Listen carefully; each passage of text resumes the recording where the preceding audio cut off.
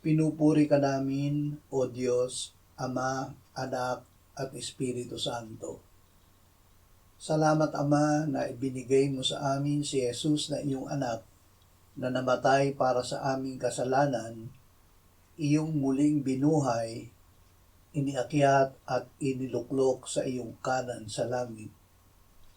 Salamat na ibinigay mo sa amin ang iyong banal na Espiritu at sa pamamagitan niya ay ibinuhos mo ang iyong pag-ibig sa aming puso. Ama, sinugo mo ang iyong anak, hindi upang kami ay hatulan, kundi upang kami ay iligtas. Ang sumasampalataya sa iyong anak ay hindi mo hinahatulan. Salamat na kami ay binigyan mo ng buhay na walang hanggan, dahil si Jesus ay nananahan ngayon sa amin. Amen.